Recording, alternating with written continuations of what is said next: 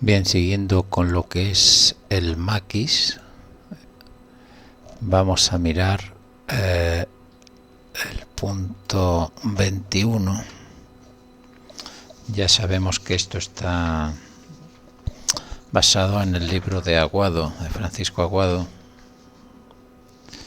y este punto se titula aquí en el libro de Aguado: las agrupaciones, su organización político-militar.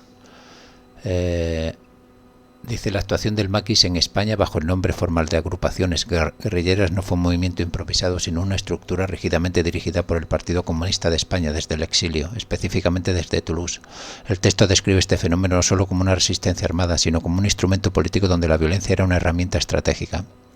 1. Estructura y control político-militar. El PCE diseñó un ejército irregular con una jerarquía que imitaba al ejército regular, pero con un fuerte componente ideológico. El mando dual: cada unidad, desde el grupo de 3 hombres hasta la agrupación, tenía un jefe militar y un orientador político, comisario. Este último era clave para asegurar que la lucha sirviera a los fines del partido.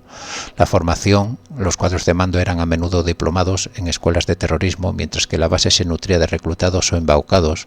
Los ascensos no siempre dependían del valor militar, sino de la biografía política y de haber demostrado firmeza en actos de violencia o ajusticiamientos.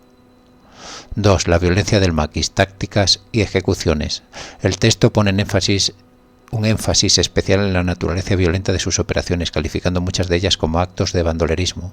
Los ajusticiamientos era la forma en que el maquis eliminaba o provocadores, delatores o enemigos políticos. Estas operaciones eran meticulosas.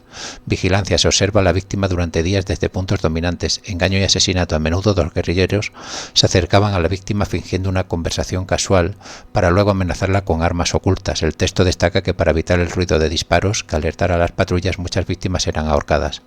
Si había resistencia, se recurría al disparo a quemarropa y la huida inmediata.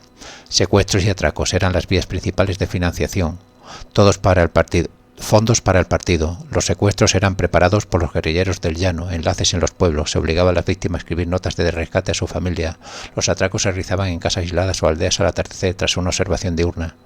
La conquista de pueblos: en ocasiones varias partidas se unían para ocupar una aldea, asaltar al ayuntamiento y proclamar la república de forma simbólica, dejando banderas para dar legalidad a su vandalismo.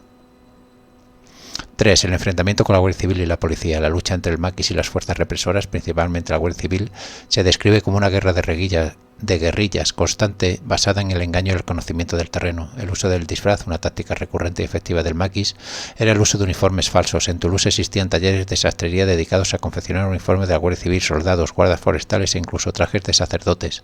Con ese camuflaje lograban acercarse a sus objetivos, a entrar en poblaciones sin levantar sospechas, explotando la confianza que estas vestimentas inspiraban. La represión de Coronel Limia Pérez. El texto cita al coronel Eulogio Limia como uno de los mandos más eficaces en la lucha contra el bandolerismo estalinista. Limia lideró la limpieza de guerrillas en provincias críticas como Toledo, Ciudad Real y Granada, desarticulando las agrupaciones locales mediante informes detallados y una persecución activa. Guerra de desgaste. El maquis eludía siempre el encuentro directo con las fuerzas del orden. Si se sentían acosados, mudaban sus campamentos cada 2 o 3 días, incluso si no habían sido descubiertos, para mantener la moral y la seguridad. 4. Vida en el monte y disciplina interna. La supervivencia del guerrillero dependía de una disciplina monacal y de una red logística compleja. Los campamentos, guaridas, se situaban en laderas próximas a cumbres para tener observatorios claros. Región silencio absoluto, prohibido reír, gritar o hacer ruidos. El humo de las hogueras se camuflaba entre rocas y vegetación. La red de estafetas para comunicarse enterraban tubos metálicos o cajas con órdenes y mensajes en puntos de referencia específicos, rocas, árboles. Existían estafetas de seguridad que solo conocían los altos mandos para evitar que la caída de un enlace destruyera toda la red. Justicia interna. La violencia también se aplicaba hacia adentro. Los tribunales guerrilleros juzgaban a los propios combatientes que flaqueaban o incumplían órdenes. Las sentencias eran rigurosas y frecuentemente incluían la pena de muerte para mantener la cohesión del grupo por el terror.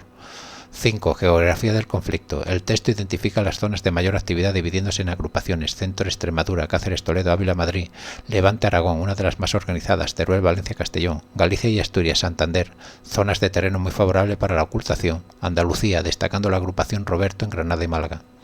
En conclusión, el texto retrata al maquis como una organización que, si bien se autodenominaba Ejército de Liberación, operaba mediante tácticas de terrorismo, sabotaje y control social violento, enfrentada a una Guardia Civil que con el tiempo logró profesionalizar la contraguerrilla y desarticular estas agrupaciones provincia por provincia. Como estamos viendo, prácticamente es como funcionaba ETA. Lo que pasa que, claro, en este caso no tenían una infraestructura como la de ETA, ni estaban viviendo en una población, estaban en el monte. Pero bueno, el tema de secuestros, el tema de la comunicación, el tema de cambiar de campamento cada ciertos días, prácticamente es como los pisos francos de ETA. Y vamos, terrorismo puro y duro.